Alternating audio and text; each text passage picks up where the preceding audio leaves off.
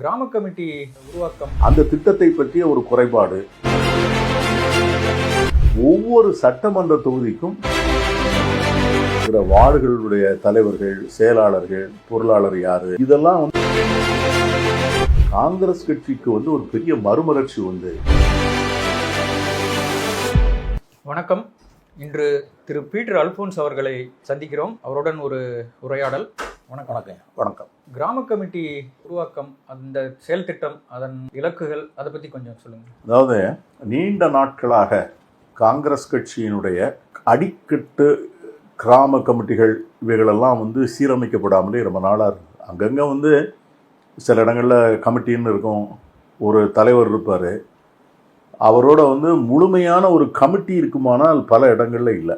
அது மாதிரி தான் வட்டார கமிட்டி கூட எப்படி இருக்கும் அப்படின்னு கேட்டிங்கன்னா, வட்டார கமிட்டி தலைவர் இருப்பார், அவர் ஒரு 3 மாதம் தனக்கு வேண்டி யாராவது ஒருத்தரை இவர் தான் செயலாளர்னு சொல்லுவார்.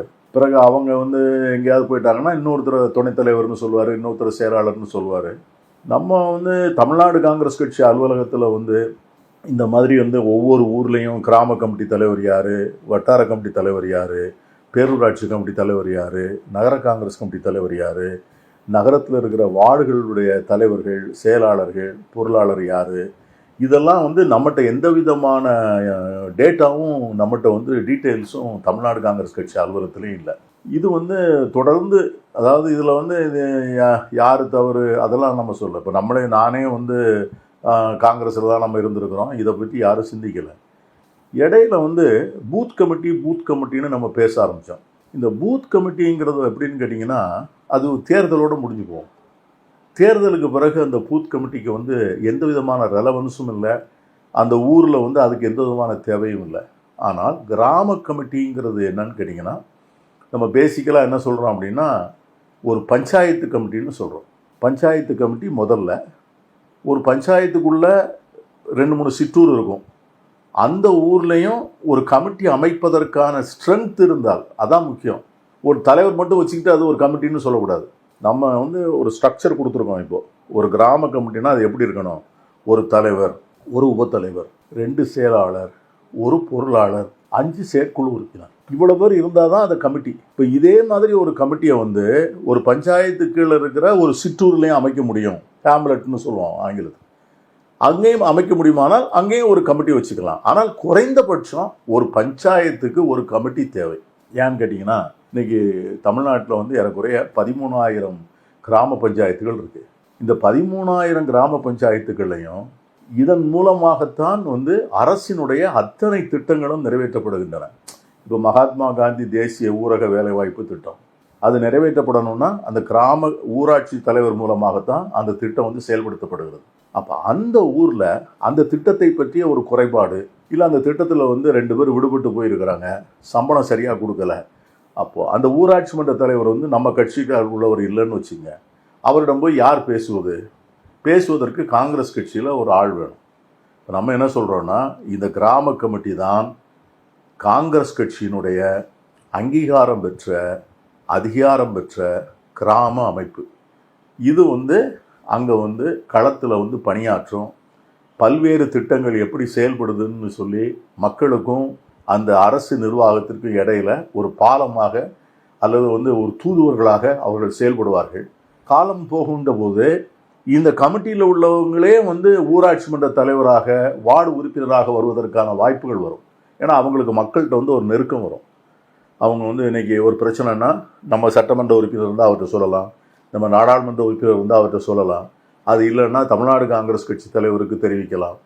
ஆகவே இதை போன்ற ஒரு அமைப்பை ஏற்படுத்துகிறோம். அதுதான் நம்முடைய முதல் பணி. இந்த பணி 12,600 சொல்வானோ கிராம ஊராட்சி மன்றங்களில் ஒவ்வொரு ஊர்லேயும் ஒரு கமிட்டி குறைந்தபட்சம். அதற்கு அதிகமாக சிற்றூர்களில் கமிட்டி அமைக்க முடியுமானால் அங்கே அமைச்சுக்கலாம். எல்லா பேரூராட்சிகளையும் ஒரு பேரூராட்சி கமிட்டி, ஒவ்வொரு பேரூராட்சியினுடைய வார்டுலையும் ஒரு கமிட்டி. அந்த கமிட்டி எப்படி இருக்கணும்னு வரையறுத்துருக்கிறோம். அதுக்கு வேண்டி எல்லாம் அதே மாதிரி ஒரு நகர காங்கிரஸ் கமிட்டி. நகரத்தில் பல இடங்களில் வார்டுகள் இருக்குது. நகர காங்கிரஸ் தலைவர்னு ஒருத்தர் இருப்பார், ஆனால் சில வார்டுகளில் நமக்கு அமைப்பே இருக்காது. அதெல்லாம் இப்பொழுது தான் வெளிச்சத்திற்கு தெரிய வருகிறது. இப்பொழுது வந்து இந்த அமைப்பினுடைய இந்த வேலைகளை செய்ய துவங்கிய பிறகு ஓஹோ இந்த வார்டில் நமக்கு ஆள் இல்லை. ஏன்னா நம்மகிட்ட வந்து கன்னியாகுமரி மாவட்டம் வந்து காங்கிரஸ் கட்சிக்கு வந்து குமரி மாவட்டம் ஒரு பெரிய செல்வாக்கான மாவட்டம். 3 சட்டமன்ற உறுப்பினர்கள் அங்கே இருக்கிறாங்க, ஒரு நாடாளுமன்ற உறுப்பினர் இருக்கிறாரு, நம்முடைய சட்டமன்ற கட்சி தலைவர் அங்கே இருக்கிறார். அவரே என்ன சொல்கிறார் அப்படின்னா, சில வார்டுகளில் கன்னியாகுமரி மாவட்டத்தில் நமக்கு ஆள் இல்லை, அங்கே முழுமையாக பிஜேபிக்காரங்க இருக்கிறாங்க, ஆகவே காங்கிரஸ் கட்சி அங்கே உள்ளே போகிறதுக்கு முடியல. இப்போ இது வரைக்கும் வந்து அதை அவங்க முயற்சியே பண்ணலை. ஆனால் இன்னைக்கு வந்து அந்த பேரூராட்சியில் அந்த வார்டில் எங்களுக்கு ஒரு கமிட்டி வேணும்னு நம்ம சொன்ன பிறகு என்ன நடந்திருக்குன்னா, அவங்க அங்கே போக வேண்டிய கட்டாயம் வந்திருக்கு. யாராவது ஒரு பையங்களை தேடி பிடிக்கின்ற போது ஒவ்வொருத்தராக வர்றாங்க. சார் நான் காங்கிரஸு, எங்கள் வீட்டில் காங்கிரஸு, என் தங்கச்சி காங்கிரஸு, எங்கள் அப்பா காங்கிரஸு, நாங்கள் வந்து காங்கிரஸை நாங்கள் அமைக்கிறோம் அப்படின்னு வர்றாங்க. ஸோ இது வந்து ஒரு பெரிய வந்து முயற்சியாகி இன்னைய வரைக்கும் நம்ம வந்து 10,000 கமிட்டி அமைச்சிருக்கிறோம். 10,000 கமிட்டியை நம்ம நிறைவு செஞ்சுருக்கிறோம். சில சட்டமன்ற தொகுதிகளில் வந்து 100 விழுக்காடு முடிஞ்சிருக்குது. நேற்று வந்து நம்முடைய சிவகங்கை தொகுதியில் நம்முடைய அமைச்சர் நிதியமைச்சர் சிதம்பரம் வந்து அவரே இருந்து மேற்பார்வை செய்து, அவர் கார்த்திக் சிதம்பரம், மாங்குடி சட்டமன்ற உறுப்பினர், மாவட்ட காங்கிரஸ் கட்சி தலைவர்கள் எல்லாருமா சேர்ந்து அந்த நாடாளுமன்ற தொகுதியில் 100க்கு 100 விழுக்காடு கமிட்டி அமைச்சிட்டாங்க. அமைச்சு என்கிட்ட வந்து எனக்கு வந்து லிஸ்ட்டு வந்து அனுப்பிச்சிருக்காங்க. இது வந்து நம்முடைய மாநில தலைவர் செல்வ பெருந்தகை அவர்கள் இதை வந்து தனிப்பட்ட கவனம் செலுத்தி ஒவ்வொரு மாவட்ட தலைவர்கிட்டையும் அவரே பேசுகிறார். அவர் வந்து ஏன் வந்து இது வந்து விடுபட்டு போயிருக்கு, ஏன் உங்கள் பகுதியில் வந்து நடக்கலை அப்படின்னு கேட்குறார். அது எல்லாவற்றிற்கும் மேலாக முதல் முறையாக இந்த பொறுப்பேற்றிருக்கிற நிர்வாகிகளுக்கு வந்து ஒரு நல்ல தொழில்நுட்பம் நிறைந்த ஒரு அடையாள அட்டை கொடுக்குறோம், ஒரு ஐடி கார்டு. இந்த ஐடி கார்டு வந்து எப்படின்னு கேட்டிங்கன்னா, அதில் வந்து எல்லா டீட்டெயில்ஸ் இருக்கும். அவர் பேர், அவர் முகவரி, அவருடைய மொபைல் நம்பர், அவருடைய மின்னஞ்சல் முகவரி, அவர் எந்த ஊர், எந்த வார்டு, எந்த சட்டமன்ற தொகுதி, அவருடைய தேதி, பிறந்த தேதி என்ன, இவ்வளவும் அங்கே இருக்கும்.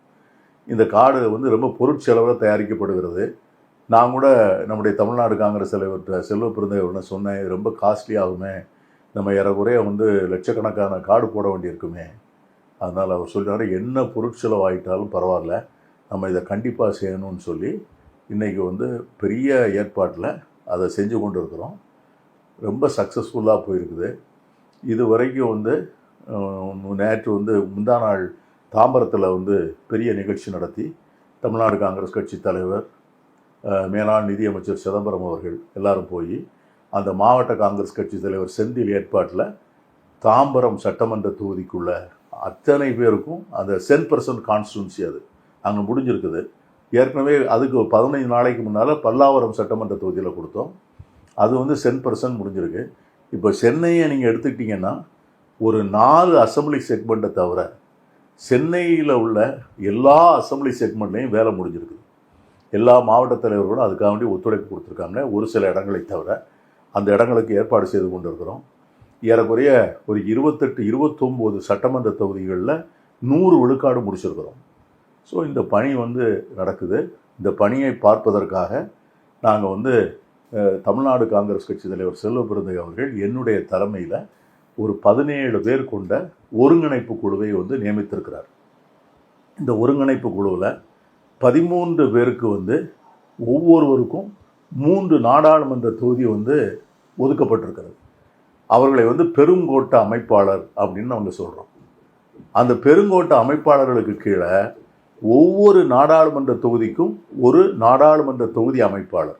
அது வந்து 39 பேர் இருக்கிறாங்க. 39 நாடாளுமன்ற தொகுதிக்கு ஒவ்வொரு சட்டமன்ற தொகுதிக்கும் குறைந்தது 2 சட்டமன்ற தொகுதி ஒருங்கிணைப்பாளர்களை நியமிச்சிருக்கிறோம். இப்போ 234 சட்டமன்ற தொகுதியில் சில இடங்களில் 3 பேர் கூட இருக்கிறாங்க. ஆக இங்கே கணக்கு பார்த்தீங்கன்னா 1000 காங்கிரஸ் தொண்டர்கள் எல்லாரும் அனுபவம் பெற்றவர்கள். இதில் வந்து பணியாற்றுகிற பலருக்கு வந்து கட்சி பணிகளை தவிர வேறு எந்த ஆசையுமே இல்லை அவங்களுக்கு. பலர் வந்து தேர்தலில் நிற்பதை பற்றியோ அல்லது ஒரு அதிகாரம் பெற்ற பதவியை வாங்குவதை பற்றி அவங்க யோசிக்கலை. அவர்களாம் வந்து தேர்தலில் நாங்களாம் நிற்க மாட்டோம், எங்களுக்கு ஒரே ஒரு நோக்கம் வந்து காங்கிரஸ் கட்சியை அமைப்பு ரீதியாக அதை வலிமைப்படுத்தி அதனுடைய களத்திலே வந்து ஒவ்வொரு கிராமத்திலும் இந்த முறையான அமைப்பை உருவாக்கி அதன் மூலமாக காங்கிரஸ் கட்சிக்கு வந்து ஒரு பெரிய மறுமலர்ச்சி வந்து தமிழகத்தில் வந்து காங்கிரஸ் ஆட்சி, காமராஜர் ஆட்சி வர வேண்டும் என்பது தான் இதில் இருக்கிற இந்த 1000 பேரில் பல பேருடைய ஆசைகள். ஆகவே இது வந்து ஒரு பெரிய பணியாக நடந்து கொண்டிருக்கிறது. அடையாள அட்டை வந்து ஒவ்வொரு நாளும் 300-400 பேருக்கு கொடுத்து கொண்டே இருக்கிறோம். இப்போ கூட இன்னைக்கு தஞ்சாவூர் மாவட்ட கலைத்தலைவர் பேசினார். தஞ்சாவூர் மாநகராட்சியில் முழுமையாக முடிச்சிருக்கிறாங்க பிஜி ராஜேந்திரன். இதை மாதிரி நிறைய மாவட்ட தலைவர்கள். திண்டுக்கல் மாநகராட்சியில் ஏறக்குறைய முழுமையாக முடிந்தது. மதுரை மாநகராட்சி ஏறக்குறைய முழுமையாக முடிந்தது. சேலம் மாநகராட்சி முழுமையாக முடிந்தது. இப்படி வந்து பல்வேறு இடங்களில் வந்து முழுமையான பணிகள் நடந்து கொண்டிருக்கின்றன.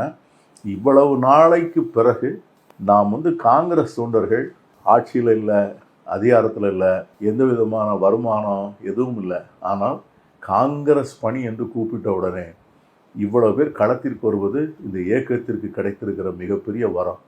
அதை வந்து தலைவர் ராகுல் காந்தி மேலே அவங்களுக்கு இருக்கிற ஒரு பெரிய நம்பிக்கை, பெருந்தலைவர் காமராஜருடைய அந்த ஆன்மாவின் மீது இருக்கின்ற பெரிய ஈர்ப்பு, இன்றைக்கி வந்து நம்முடைய இடைவிடாத நம்முடைய முயற்சி, நம்முடைய தமிழ்நாடு காங்கிரஸ் கட்சி தலைவர் இதற்காக வந்து எல்லா ஏற்பாடுகளையும் செய்து கொடுத்துருக்கிறார். நமக்கு தனியாக வந்து நமக்குன்னு ஒரு வார் ரூம் ஒன்று ஏற்பாடு பண்ணி கொடுத்துருக்காரு.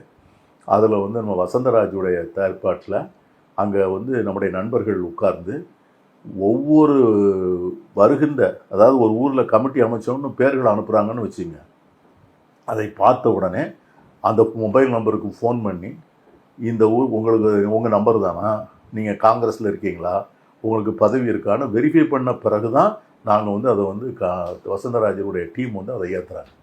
இதை கடந்த முறை நம்முடைய அகில இந்திய காங்கிரஸ் கட்சியினுடைய பொறுப்பாளர் திரு கிரீஷ் அவர்கள் இங்கே வருகின்ற போது அவர் இதை பற்றி சொல்லுகின்ற போது, பாப்பா நான் டெக்ஸ்ட் பண்ணுறேன் அப்படின்னு சொல்லிட்டு ஒரு கார்டு கேட்டார். கையில் இருக்கிற ஒரு கார்டை கொடுத்தேன். அந்த கார்டை பார்த்துட்டு உடனே ஃபோன் பண்ணார். அங்கே ஒரு அம்மா எடுத்தாங்க. அந்த அம்மா எடுத்த உடனே பேர் என்ன, அந்த அம்மா சொன்னோன்னே யார், நான் விஜயா பேசுகிறேன். அப்போ அவர் இங்கிலீஷில் பேசினார், ஹிந்தியில் பேசினார். அந்த அம்மாவுக்கு விளங்கலை.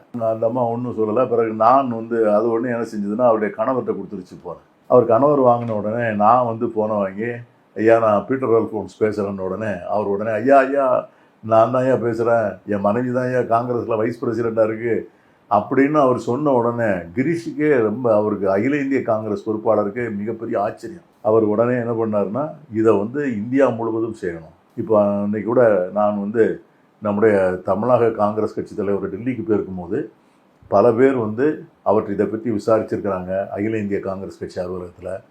நான் வந்து 2-3 நாட்களுக்கு முன்னால் நம்முடைய திருவள்ளூர் சட்டமன்ற நாடாளுமன்ற உறுப்பினர் சசிகாந்த் செந்தில் அவர்களை பார்த்தேன்.